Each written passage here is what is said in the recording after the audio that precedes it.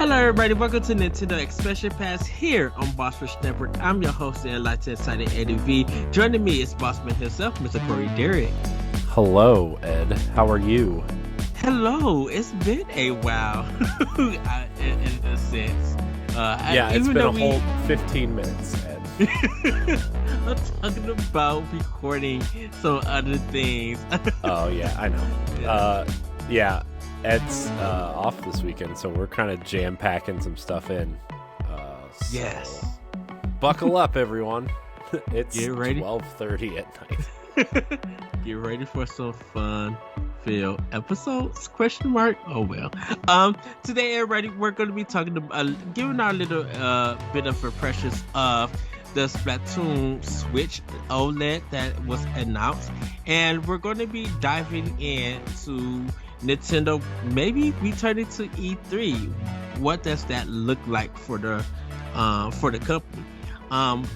But Corey, this Nintendo Splatoon Switch OLED. Yeah, Thoughts? it's a pretty console. I think if you don't have an OLED and you're a fan of Splatoon, this is a pretty good looking console. I really like the design of the dock. I really like the Joy-Cons. I think the plating on the back of the Switch itself is really cool. Like it's got that very faint kind of Splatoon design, very iconic squid figures. So yeah, I mean, I'm all about it. I love the Pro Controller too. I think I'm gonna get the Pro Controller because I need a fourth one, and I've been eyeing the Splatoon 2 one for a little bit. Mm-hmm. But I already have a pink one with the Xenoblade controller. Same. So I think like the blue and yellow one would be a nice kind of tone change for that. So I'm not gonna get the console obviously because I already have an OLED Switch. I'm not gonna buy another one. Although, Right. I would if I was single and didn't have any children. I would probably have like all the different kinds of special editions, but also would be poor. But if I didn't have an OLED, I would highly consider getting this one. It's really cool looking. Yes, I may buy the OLED for my nephew for his birthday. Because his Switch, his original Switch went kaput. I know they want to use mine for the time being, and I just gotta take some stuff off and charge it up and give it to him. But I think I'm like, you might as well get the upgrade version of it, and with the Splatoon one, you got it doesn't come with the game. It's just the system itself. Yeah. With the Joy-Cons and stuff. Mm-hmm. It does come with the game. It comes with the digital version. It's $360. Oh, okay. I was wondering because someone said that it didn't come with the game. Unless they're selling it separately, unless they're selling two SKUs of it, but I don't think they're gonna do that. They should. I don't know. Let me find out real quick actually now, because now I'm confused because I swear I saw a $360. Unless somebody was selling a bundle, like selling it as a bundle. I'm on Nintendo Life right now. They're usually pretty good. Yes. The Switch. Okay, so that's that right now.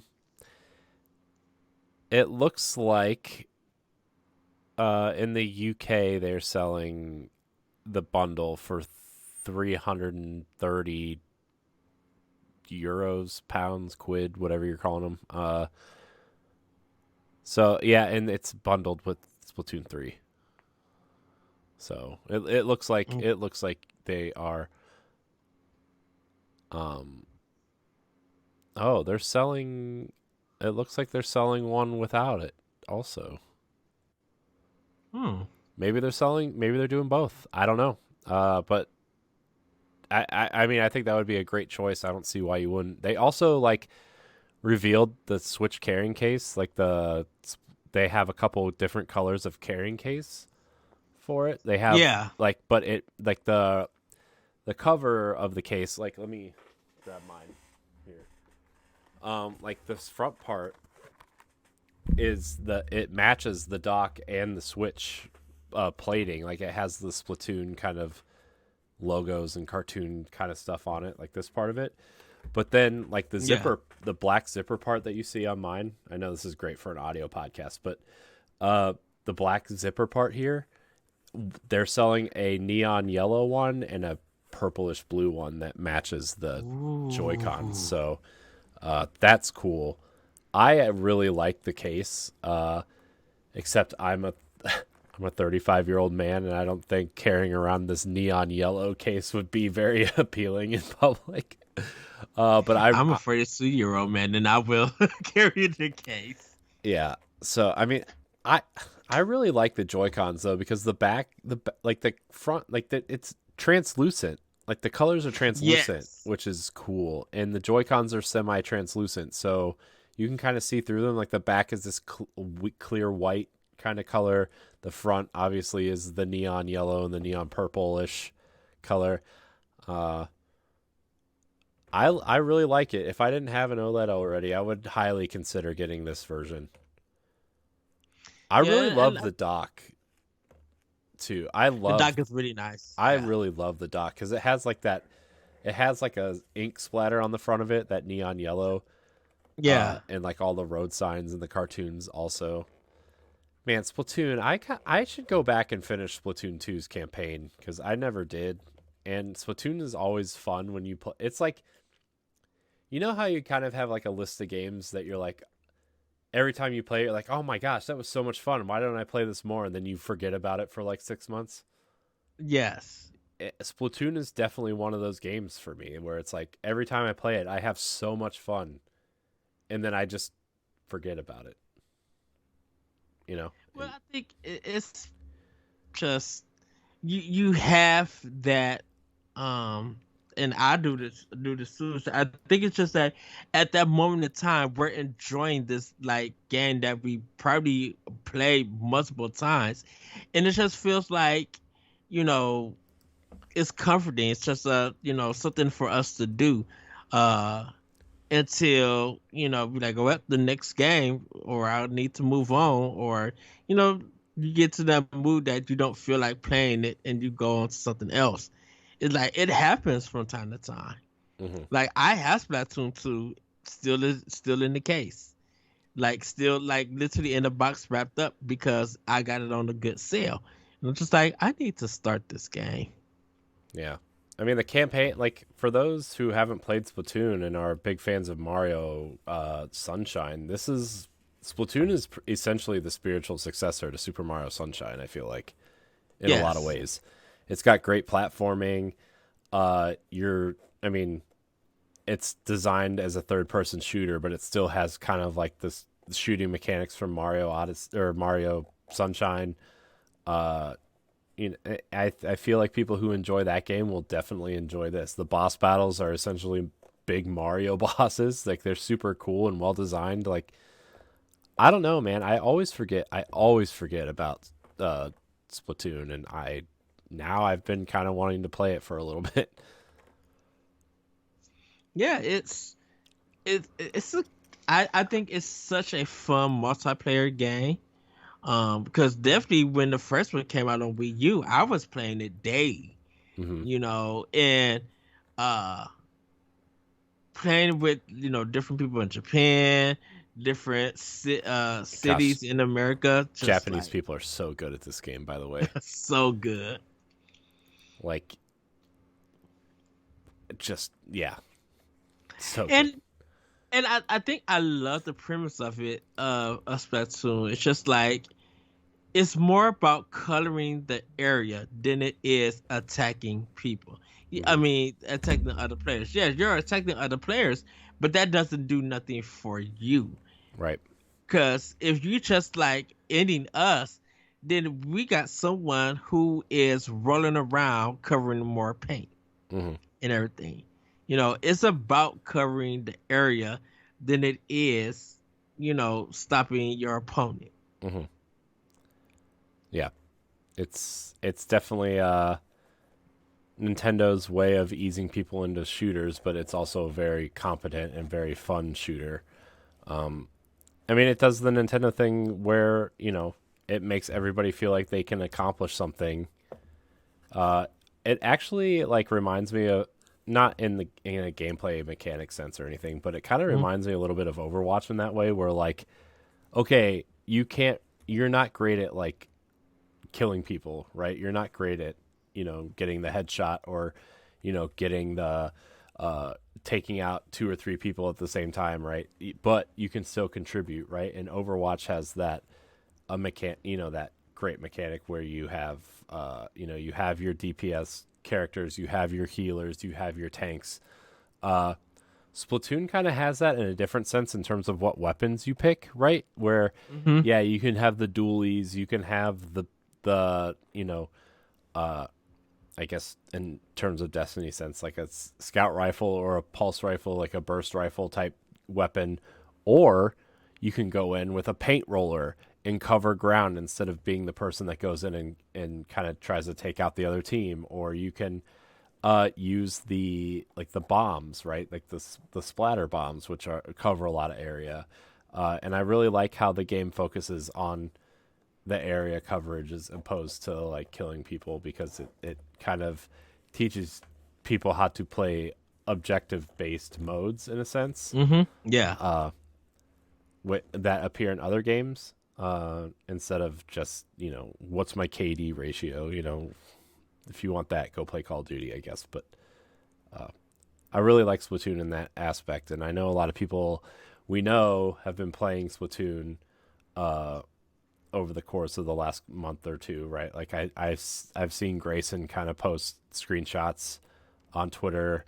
I know he's in the Monster Hunter right now, but before Sunbreak came out, he was posting some Splatoon stuff, uh, Yes.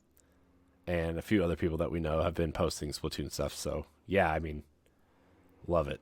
Love me some Splatoon when I remember that it exists. Yeah. And I think it's just such a cool. It's just a cool game. Hmm. It's very artistic and stylish. With the color combinations, popping and everything. And it's just like you said, it's easier for everyone to get in. And this Switch edition represents that. And like the Pro controller, dude, this was literally be my fifth Pro controller. So I got the Xenoblade. I got the Monster Hunter one that came out when Monster Hunter Rise dropped. I got the Monster Hunter Sunbreak edition. Hmm. I just got a plain new Pro controller, and then I want to pick up this Splatoon one. Which is weird that Xenoblade 3 didn't get one. I mean, I guess I don't know. I'm surprised that Nintendo doesn't put out more special edition Pro controllers. It shocks me. Yes, Like, yes. even if it's not like game related, just colored ones. Like a blue one or a red one, or like every color of Joy-Con should have a equal Pro controller. I feel like. I wonder is it because of that Wire A brand? I mean, the Power A, like they're Power kind of A. that Yeah. weird licensed third party can I maybe, but also like I don't know. I wonder if they've had plans for more and they just couldn't figure out how to do it with like supply shortages or something. Uh-huh. Uh, but yeah, man, like I'm shocked there's not like a Mario one or a Zelda one, or I mean, I know we got the Zelda Joy Cons or whatever, which am using on my Switch right now. I'm always hesitant to use those, by the way, because I don't want the Triforce to rub off, or like the Joy Cons Yeah. to get stiff or anything, or like the like the triggers to be unclicky. But I like the way they look on there. So, but yeah, I'm kind of shocked that we didn't get more Pro controllers. I kind of want the one I kind of want is the Smash one because it's white and it matches, but it's also like Yes. $120 Oh no. right now. I think that's why I I think that's why I like Xbox like the Series X and even the Hmm. Xbox One controllers, like when they do special editions, they are really nice controllers. Like Well, not even they're that, but so good. they have the design lab as well, which you can kind Yes. of do whatever you want there, which is awesome. Uh, so I mean, I don't expect Nintendo to go that far, Oh no. but I mean, even Sony has started putting out colored controllers, and it's like, man, I the Switch is so popular and so unique. It's like, man, I wish there was more, not customization. What's the word? The ability to like express what kind of gamer you are, you know? Yeah. And I get that the Joy-Cons are that way and the Switch lights are kind of moving in that direction with the different colors and stuff, but like I don't know. I you know me, if I can play on the TV, I'm playing on the TV, Yes. and I would just love like a fresh blue Pro controller, but I guess I'll just have to settle for the Splatoon one. I want a full yellow. Like I Oh, like the banana yellow N64 controller that came with Donkey Kong, which I found Yeah. like so my big project the other day or the past like week and a half was to reorganize everything, Uh-huh. and man, just going down memory lane again was like, oh my gosh, this is so nice just to I hope someday I'm going to be able to display and kind of just have all this stuff sitting out just to look at, you know, and not just shoved in a box downstairs. But I found my atomic purple and my banana yellow N64 controllers, which are the controllers that I use the most.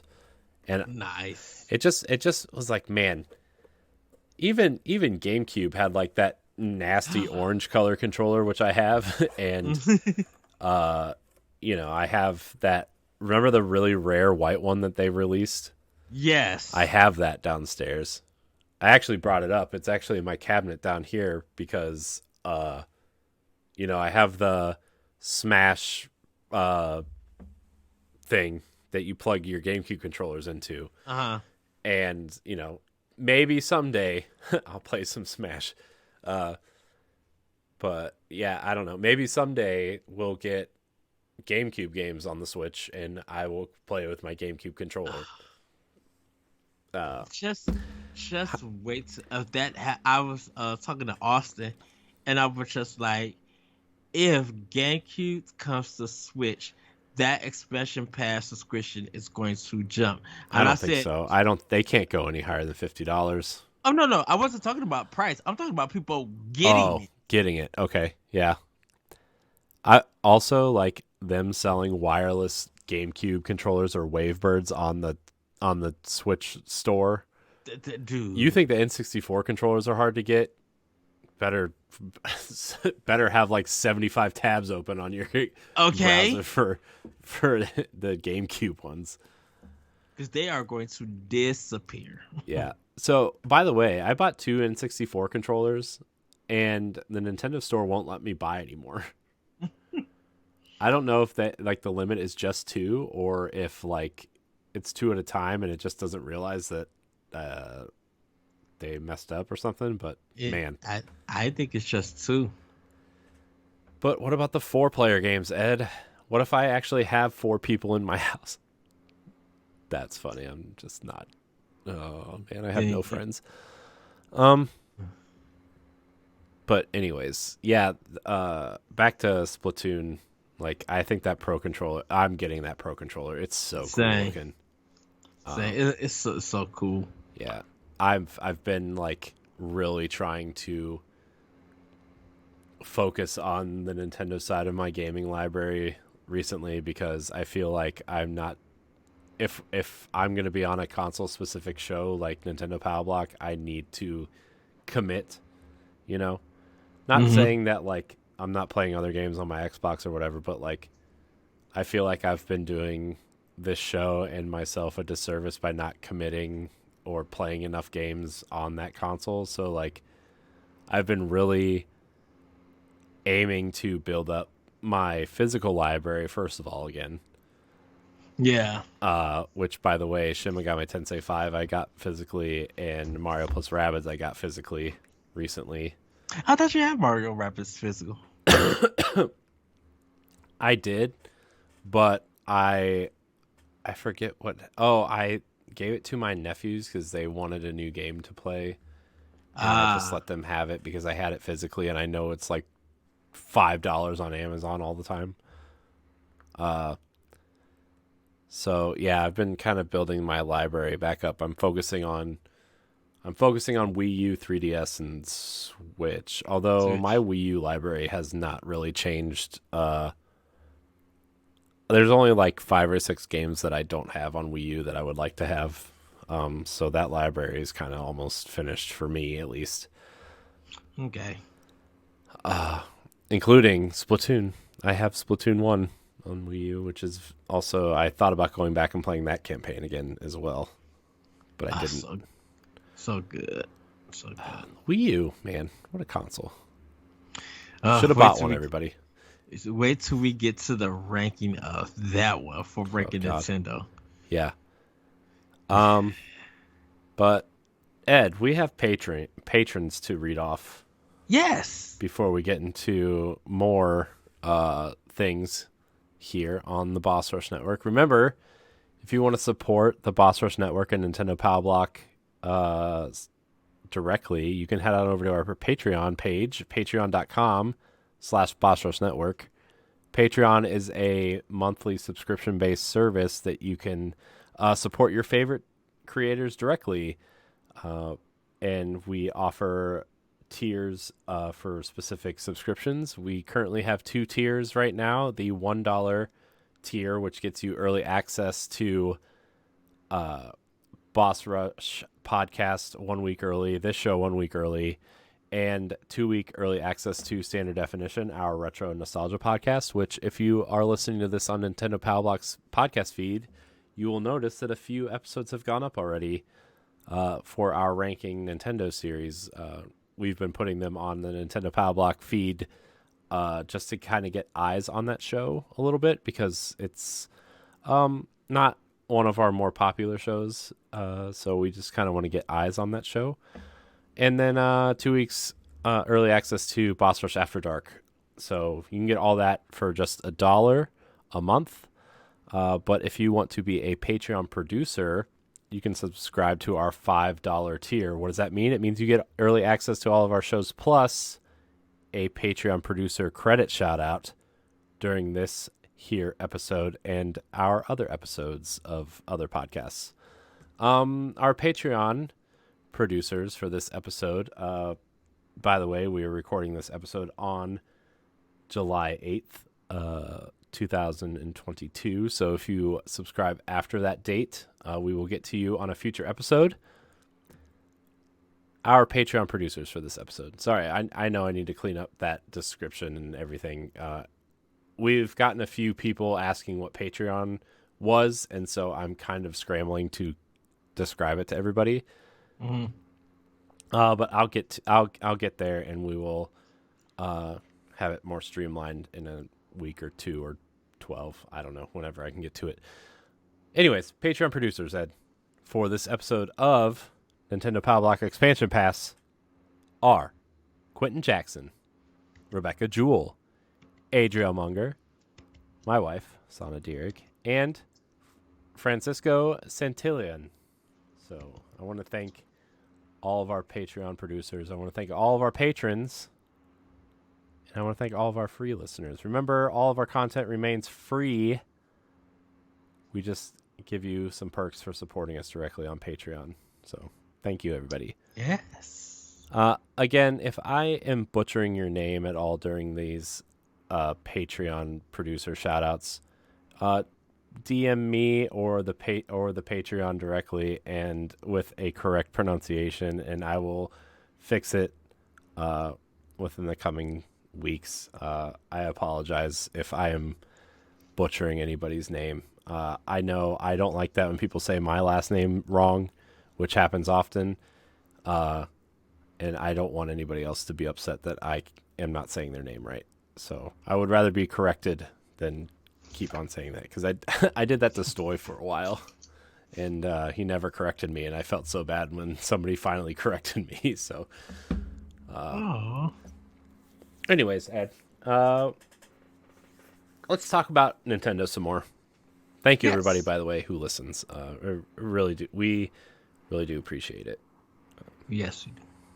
Well, we're going to get into our final topic of this episode. Um, and it was announced that E3 is coming back next year for 2023. They're Yay. working with the people who help organize PAX, and I think Gamescom. I think, I Nope, believe just PAX. just PAX. Gamescom is Keeley's thing. Oh, okay. Um, so they plan on making it a bigger and better, more organized show. So we don't know what that's always going to capitalize, but we should see something next year. And it got me thinking that I think Nintendo is going to return to E3, where we'll get Treehouse, we'll still get the direct and everything, and then I think we'll still get like big areas for people to go in and play games. But I kind of want to ask you, Corey, uh before we get into the E3 conversation. Um I know a lot of us talked about the Summer Games Fest, and I know that's coming back next year. um but do you think that E3 has, or the ESA I should say, had looked at this year's Summer Game Fest and took notes to be like, okay, we see that what people didn't like about the show, so we want to make sure that we take the right steps, that we do it right. Man, I don't know. I'm kind of two minds of this where I think E3 needs to evolve. I really do. I think the way they've been doing things has been super archaic for a while. Hmm.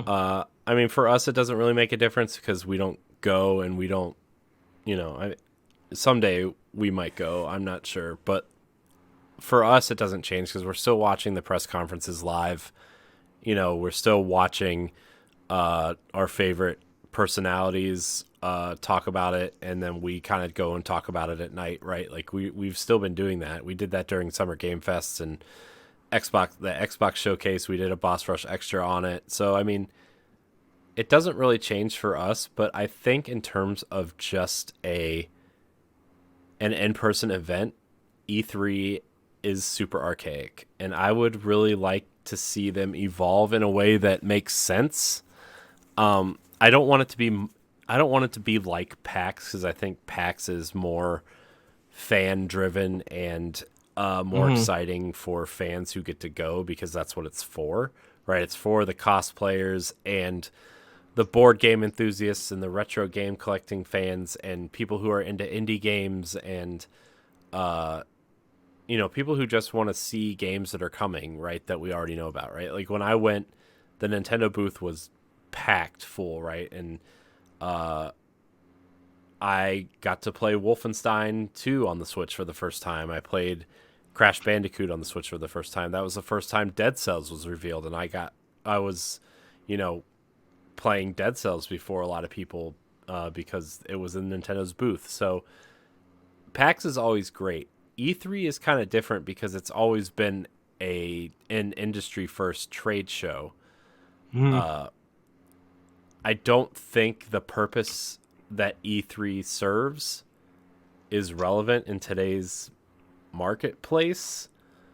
But I still think an industry event is necessary, if that makes sense. Yes. I think, like for E3, I think they need to have like media days, maybe like the first 2 days where the after the press conferences and stuff. It should be like obviously the press conferences take place before the event technically, but you have the press conferences and then the first 2 days of the show are media days, and then maybe the last 2 days are fan days that are set up like PAX, Mm. in a sense. But I think it makes sense for E3 to still be an industry event because it's a place where the industry can go. cover the new games and do their coverage and do whatever they need to do to get the information out to us.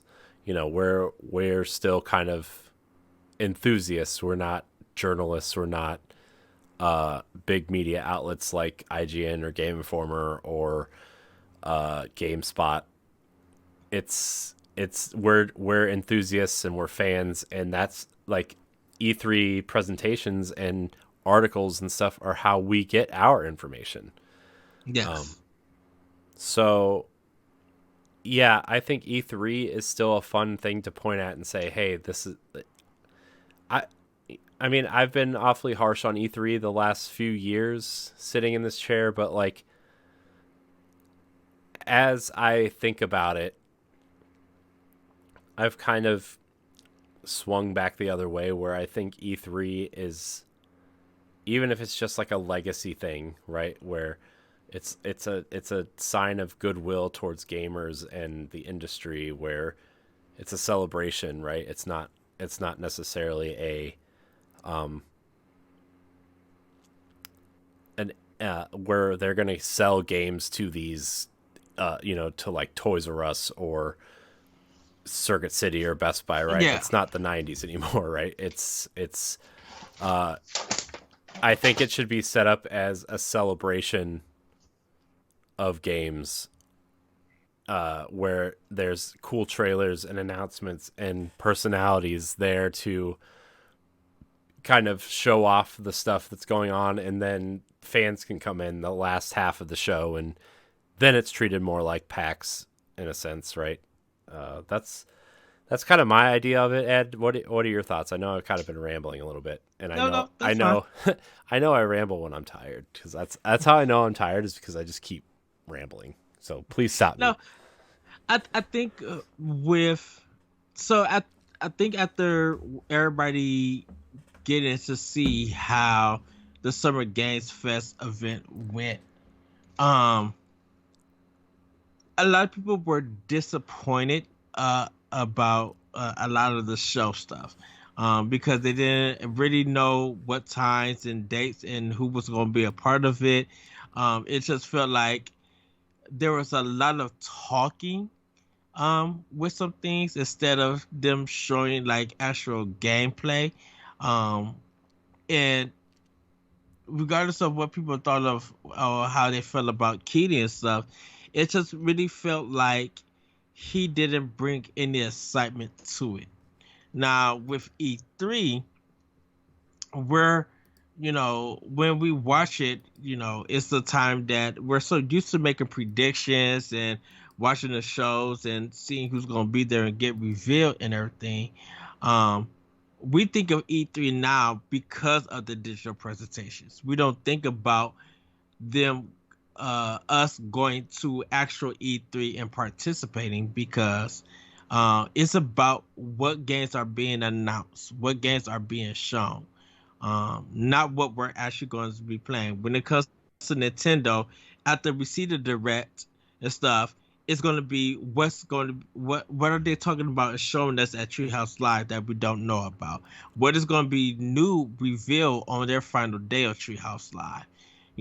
They're still Nintendo treats E3 like, yeah, we're gonna give you this, we're gonna give you this, we're gonna display our games personally, and then we're gonna give you a surprise at the end of it. I think Nintendo, they just, I think they're gonna be welcome back to E3. Mm-hmm. Um, Yeah, and I mean, Treehouse is such a big part of E3, right? Like, I mean, I know the Direct kind of was the first step in kind of killing E3, but like their Treehouse presentations have been a pretty big part of E3 for a while, right? We've gotten pretty major announcements in Treehouse, right? Couple Pokemon games were shown off there. Metroid Samus Returns was shown off there, right? Like, we've gotten some pretty decent announcements and demos from Treehouse, and so yeah, sorry, I didn't mean to interrupt you. I just no. wanted to throw that out there. Breath of the Wild was, obviously that was the one game they showed at E3 that one year, and it was incredible. Like, we got 10 hours of Breath of the Wild.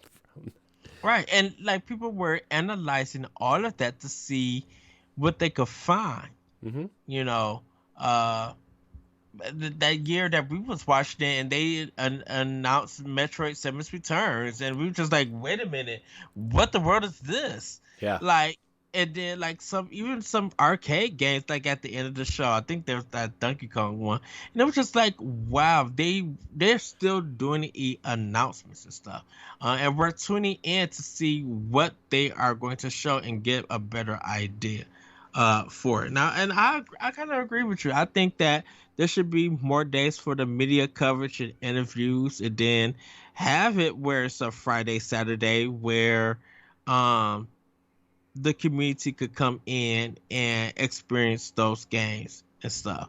It'd probably be a little bit more organized, have a little bit more systems out there, uh, because I think that was the thing with Summer Game Fest, was that there was people who were, I guess, let down with a lot of the presentations, and they expected Nintendo to save it in a sense.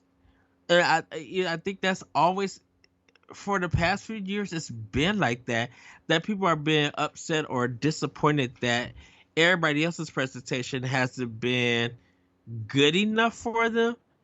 And so when Nintendo comes out, people are surprised, or people are laughing, thinking like, how The Witcher 3 on Switch, and then it does the things that it does.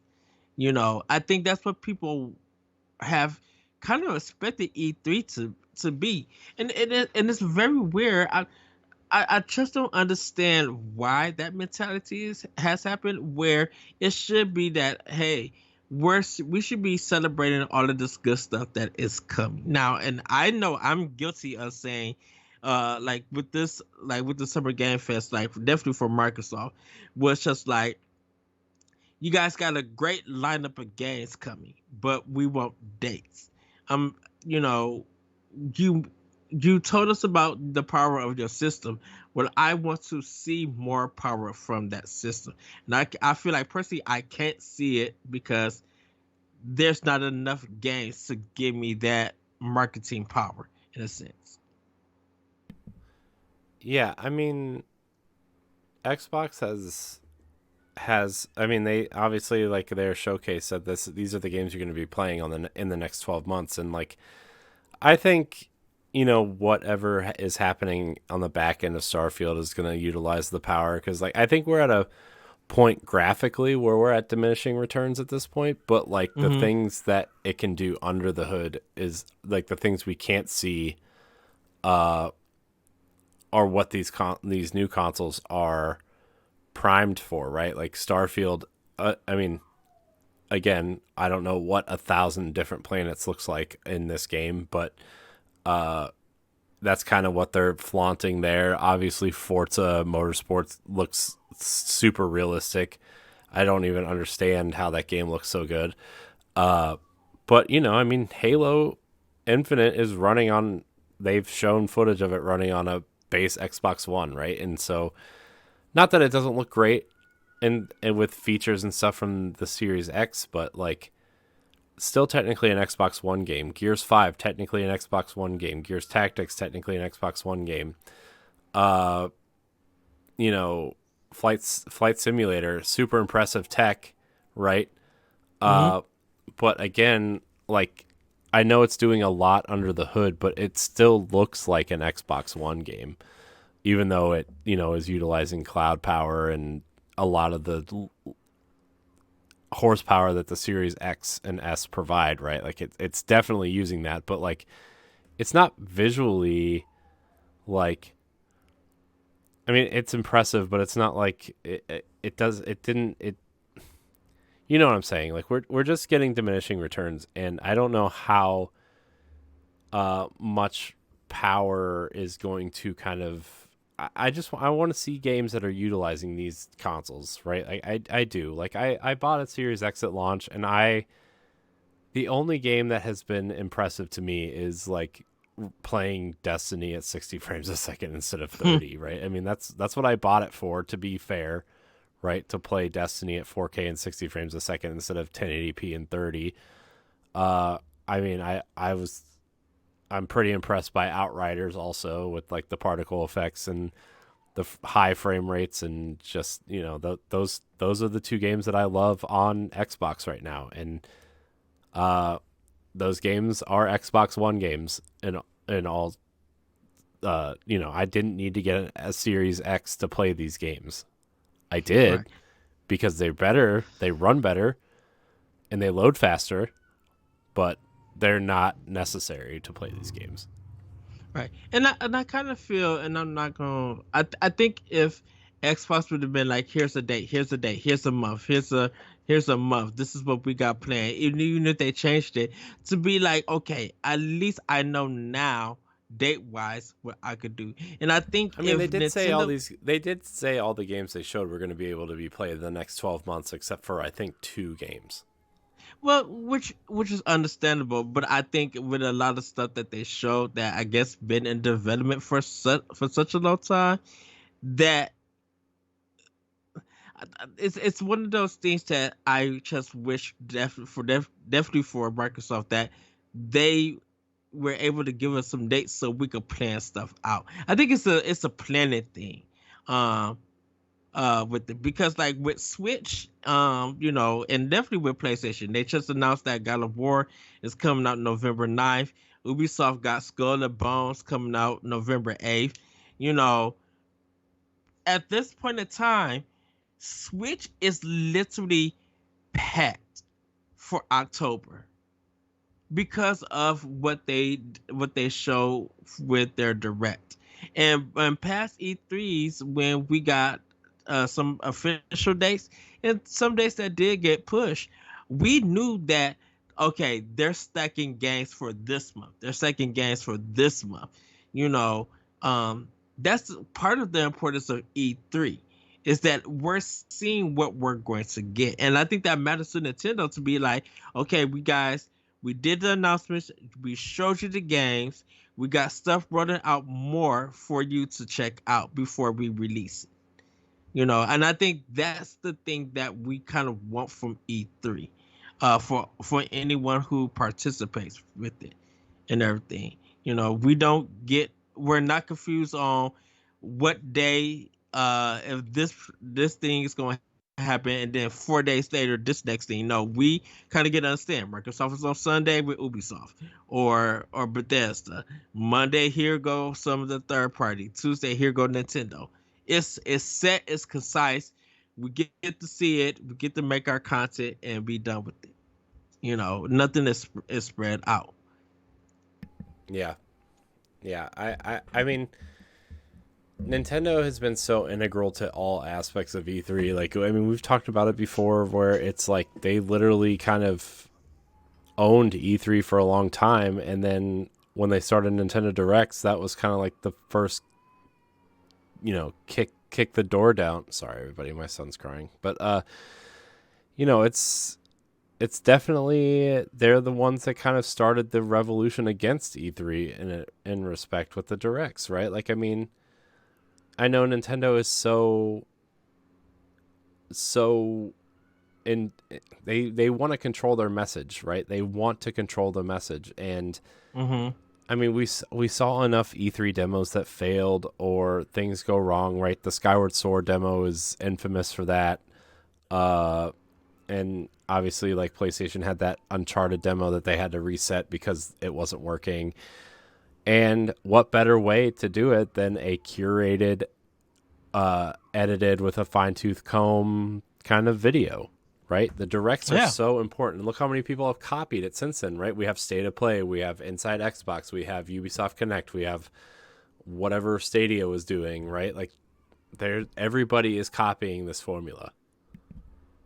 Yeah, and I think it's such a quick hit that we do get these multiple games, and it's for us when it comes to Nintendo E3, it's literally the unexpected. You know, Near Automata, yeah, that's being ported by Virtuoso, but I can't believe that's being put on the Switch. You know, when uh we seen like Doom and some of these other games that get ported on last year.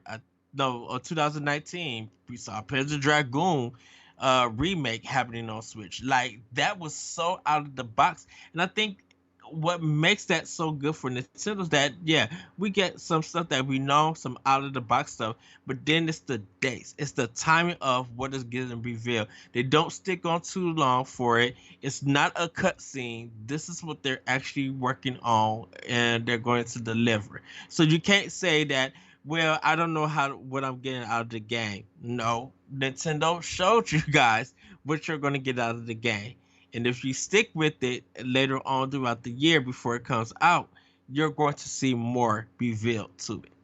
And I think Yeah. Nintendo just got such a strong formula on how to execute it, where it gets, I think it gets a little bit confusing on why can't everybody else execute on that level. Yeah. Well, I mean, like you said, like we we we kind of talked about the directs and how important they've been to the industry as a whole.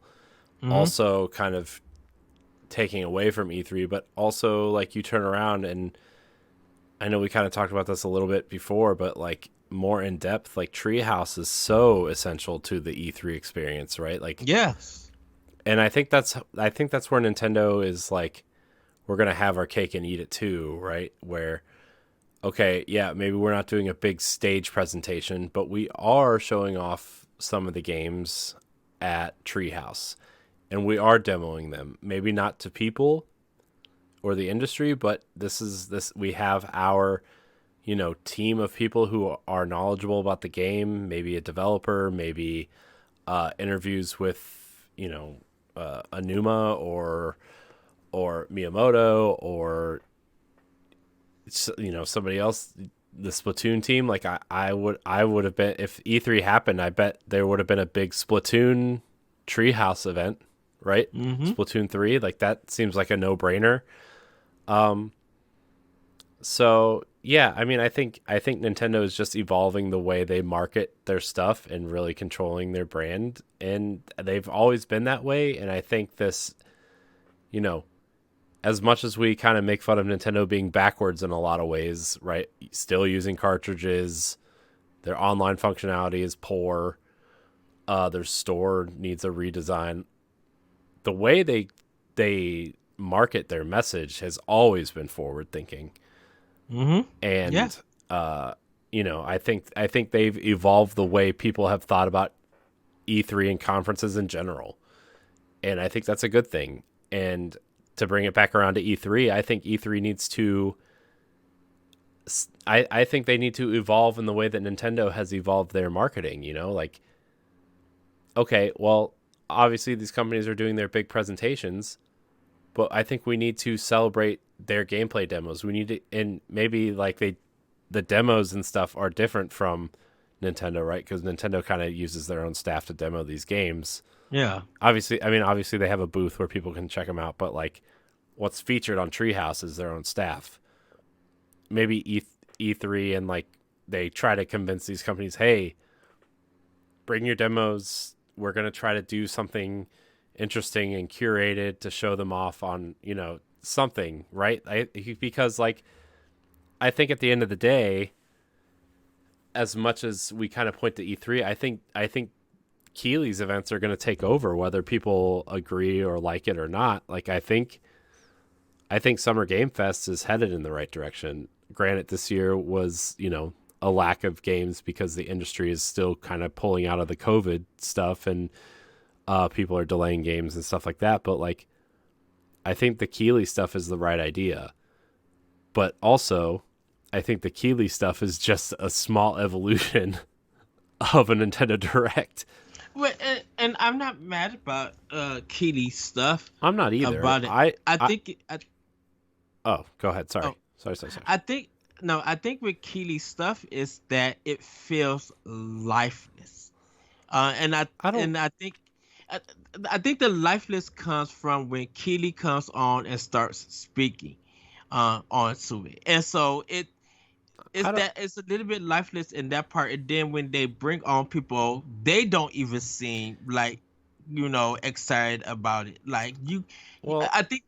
I Oh, go ahead. think. I think that I don't think that it's lifeless. I just feel like I feel like Keighley kind of has just this one note kind of personality almost, and it doesn't come across as excitement.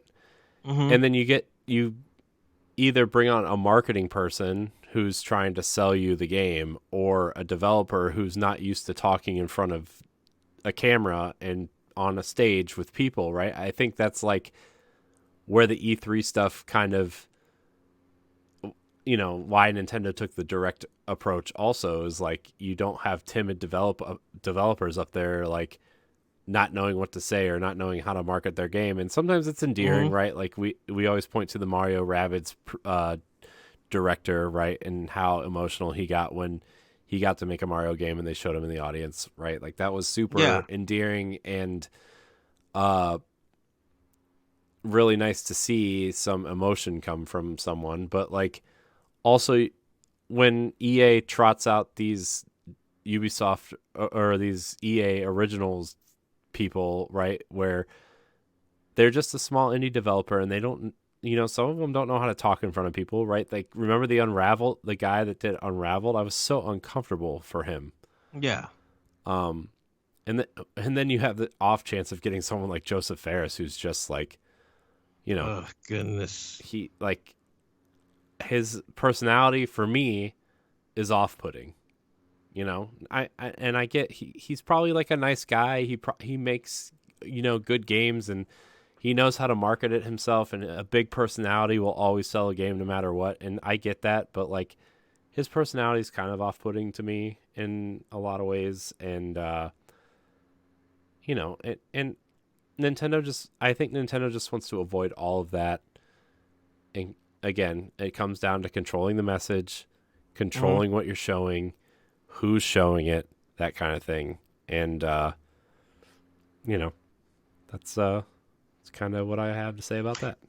Yeah, and my last thing about just like with Kitty, I think it's yes, you're seeing them send you these games, but once again, you have a diversity problem.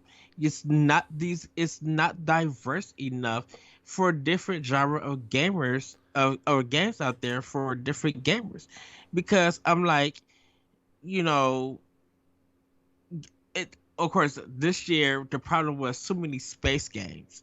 Well, yeah, we got a lot of space games, but we really don't know.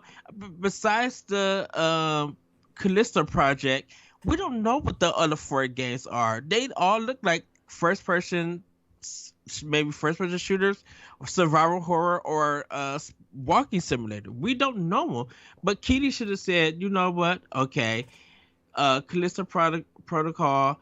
I like where you guys are going. But I'm gonna hold off until you. I think these other games may be interesting, like show stuff. I think. Yeah, but at the end of the day, like you have these big games like Callisto Protocol, and I think at the end of the day, Keighley's trying to run a business, and the big games are going to sell the business, and E3 also is trying to run a business, or ESA is trying to run a business, and E3 is their cash cow, and they need to figure out how to run their business. And that's, at the end of the day, it's about running a business. I think a lot of people just lose sight that like people aren't making these games for free. They are running businesses. And yeah, it's a weird section of people creating art mixed with business decisions, but that's the reality in the world we live in. And I think that these conferences are feeling the effects of